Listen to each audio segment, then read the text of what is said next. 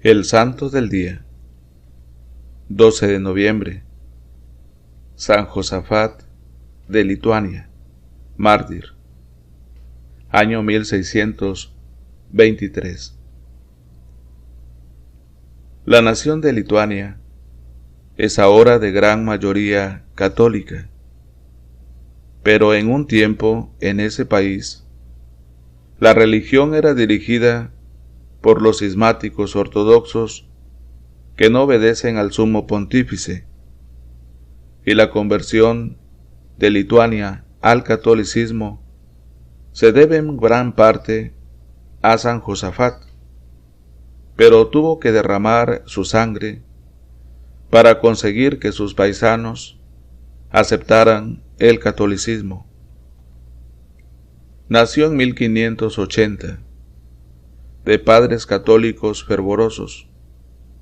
Su madre le enseñó a mirar de vez en cuando el crucifijo y pensar en lo que Jesucristo sufrió por nosotros, y esto le emocionaba mucho y le invitaba a dedicar su vida por hacer amar más a nuestro Salvador. De joven, entró de ayudante de un vendedor de telas y en los ratos libres se dedicaba a leer libros religiosos. Esto le disgustaba mucho al principio al dueño del almacén, pero después, viendo que el joven se dedicaba con tanto esmero a los oficios que tenía que hacer, se dio cuenta de que las lecturas piadosas lo llevaban a ser más bueno y mejor cumplidor de su deber. Y tanto se encariñó aquel negociante con Josafat que le hizo dos ofertas: permitirle casarse con su hija y dejarlo como heredero de todos sus bienes. El joven le agradeció sus ofrecimientos, pero le dijo que ya había determinado conseguir más bien otra herencia, el cielo eterno, y que para ello se dedicaría a la vida religiosa. Para su fortuna se encontró con dos santos sacerdotes jesuitas que lo fueron guiando en sus estudios y lo encaminaron hacia el monasterio de la Santísima Trinidad en Vilna, capital de Lituania, y se hizo religioso. Dirigido por los monjes basilianos en 1604. Al monasterio lo siguió un gran amigo suyo y personaje muy sabio, Benjamín Rudzki, que será en adelante su eficaz colaborador en todo. En 1595, los principales jefes religiosos ortodoxos de Lituania habían propuesto unirse a la Iglesia Católica de Roma, pero los más fanáticos ortodoxos se habían opuesto violentamente y se habían producido muchos desórdenes callejeros. Ahora llegaba al convento el que más iba a trabajar y a sacrificarse por obtener que su nación se pasara a la Iglesia Católica, pero eso le iba a costar hasta su propia sangre.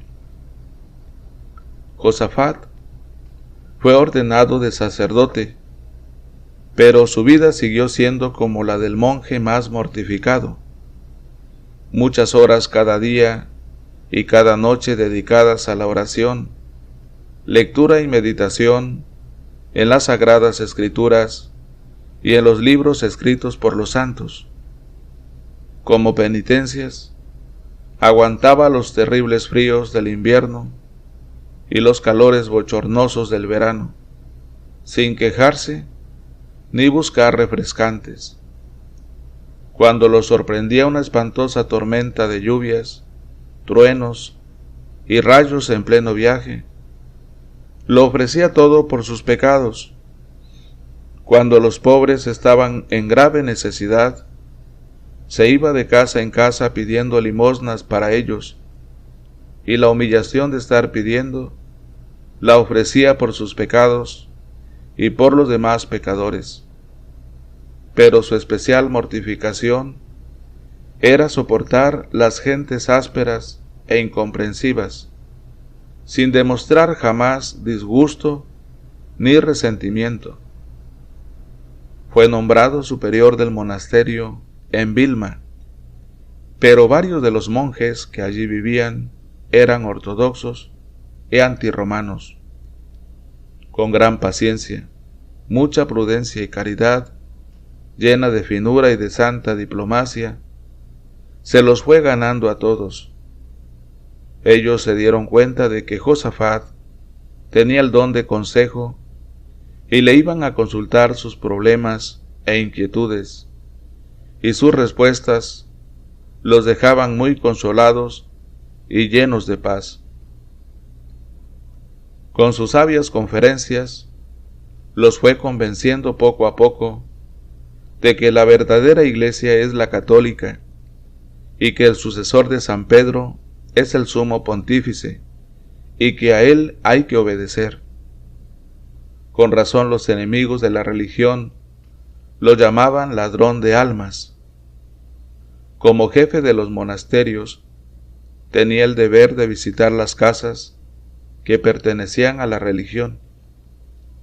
Una vez fue a visitar oficialmente una casa donde vivían unos 200 hombres que decían que se dedicaban a la religión, pero que en verdad no llevaban una vida demasiado santa. El jefe de esa casa salió furioso a recibirlo con unos perros bravísimos, anunciándole que si se atrevía a entrar allí, sería destrozado por esas fieras. Pero el santo no se acobardó, les habló de buenas maneras y los logró apaciguar.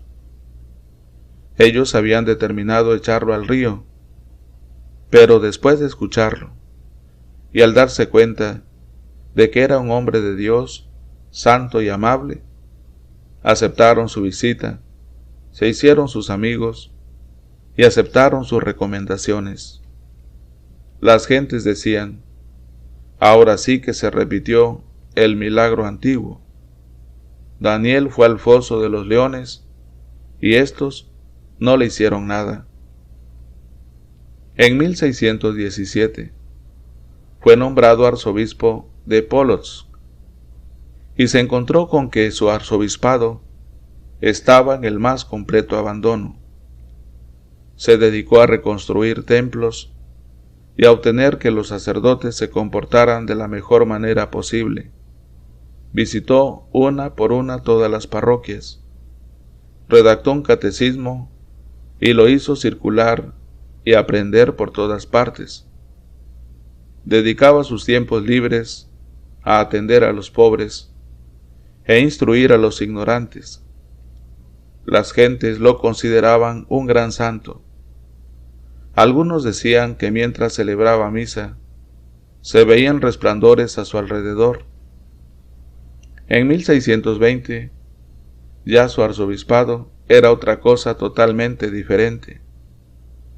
Pero sucedió que un tal Melesio se hizo proclamar de arzobispo en vez de Josafat, mientras éste visitaba Polonia, y algunos revoltosos empezaron a recorrer los pueblos atizando una revuelta contra el santo, diciendo que no querían obedecer al Papa de Roma. Muchos relajados se sentían molestos porque San Josafat atacaba a los vicios y a las malas costumbres. En 1623, sabiendo que la ciudad de Vitebsk era la más rebelde y contraria a él, dispuso ir a visitarla para tratar de hacer las paces con ellos. Sus amigos le rogaban que no fuera, y varios le propusieron que llevara una escolta militar. Él no admitió esto y exclamó: «Si Dios me juzga digno de morir mártir, no temo morir». El recibimiento fue feroz. Insultos, pedradas, amenazas. Cuando una chusma agresiva lo rodeó, insultándolo, él les dijo: sé que ustedes quieren matarme y que me atacan por todas partes, en las calles, en los puentes, en los caminos, en la plaza central. En todas partes me han insultado. Yo no he venido en son de guerra, sino como pastor de las ovejas, buscando el bien de las almas. Pero me considero verdaderamente feliz de poder dar la vida por el bien de todos ustedes. Sé que estoy a punto de morir y ofrezco mi sacrificio por la unión de todas las iglesias bajo la dirección del Sumo Pontífice. Los enemigos se propusieron poner una trampa al santo para poderlo matar.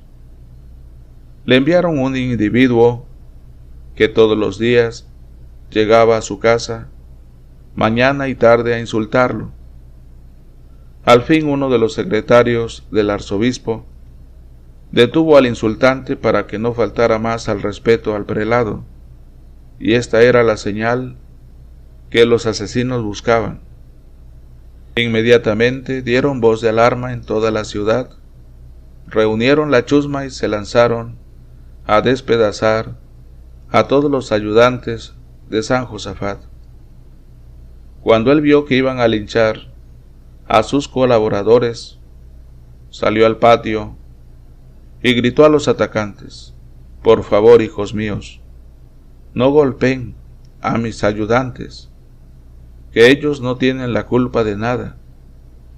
Aquí estoy yo para sufrir en vez de ellos. Al oír esto, los jefes de la sedición gritaron: que muera el amigo del Papa, y se lanzaron contra él, le atravesaron de un lanzazo, le pegaron un balazo y arrastraron su cuerpo por las calles de la ciudad y lo echaron al río Dibna. Era el 12 de noviembre de 1623. Meses después, los verdugos se convirtieron a la fe católica y pidieron perdón de su terrible crimen. El Papa ha declarado a San Josafat patrono de los que trabajan por la unión de los cristianos.